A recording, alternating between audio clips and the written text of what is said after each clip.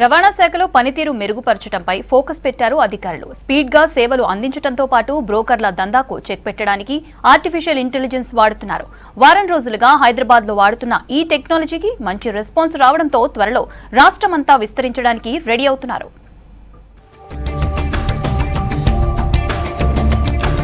రవాణా శాఖలో పారదర్శకమైన పనితీరును తీసుకొచ్చేందుకు ఆర్టిఫిషియల్ ఇంటెలిజెన్స్ సేవలను వినియోగిస్తున్నారు.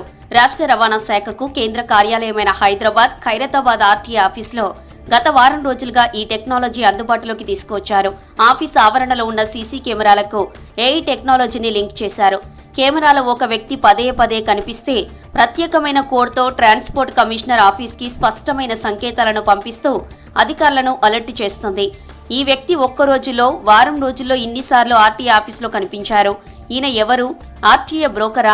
పని కోసం ఆఫీస్ చుట్టూ తిరుగుతున్నాడా అని కమిషనర్ ఆఫీస్ను ఏఐ అలర్ట్ చేస్తుంది.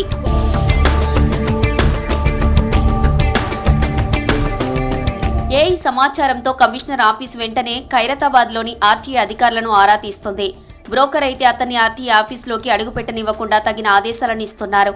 ఒకవేళ పని కోసం తిరుగుతున్న వ్యక్తి అయితే ఆయనది ఏ పని, ఎందుకు కావడం లేదు అని ఆరా తీసి వెంటనే అతని పని పూర్తి చేసేలా అధికారులకు పైనుంచి ఆదేశాలు వెళ్తున్నాయి. ఇలా ఏఐ సాంకేతికత ఇటు బ్రోకర్ల ఆట కట్టించడంతో పాటు పనుల కోసం ఆర్టీఏ ఆఫీసుల చుట్టూ తిరిగే వారికి వెంటనే పని పూర్తి చేసి పెట్టేలా ఉపయోగపడుతుంది.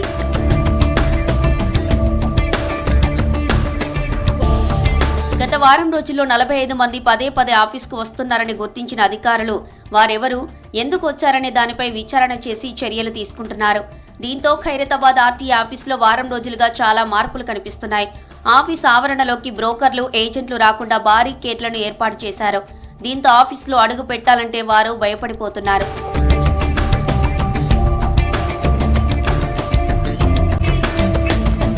మరోవైపు ఆఫీస్కు వచ్చే వారికి ఈజీగా పనులు అవుతున్నాయి.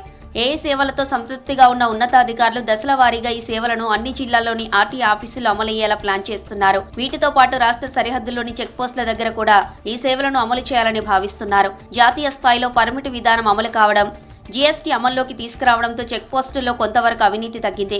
పూర్తి స్థాయిలో అక్కడ కూడా పారదర్శకత తెచ్చేందుకు ఏఐ సేవలను అందుబాటులోకి తీసుకొచ్చే ప్రయత్నాలపై అధికారులు దృష్టి పెట్టారు.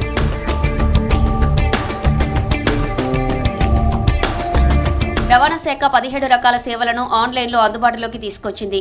సాంకేతిక సమస్యలు రావడంతో జనం ఆర్టీఏ ఆఫీసులకు రావాల్సి వస్తుంది. దీన్ని ఆసరా చేసుకునే ఆర్టీఏ బ్రోకర్లు, ఏజెంట్లు పనుల కోసం వచ్చే వారి అవసరాలను సొమ్ము చేసుకుంటూ అవినీతికి పాల్పడుతున్నారు. వీటిపై ఫిర్యాదులు రావడంతో రవాణా శాఖ ఉన్నతాధికారులు స్పందించారు. పారదర్శకమైన పాలన అమలయ్యేందుకు ఏఐ సేవలను అందుబాటులోకి తీసుకొచ్చారు.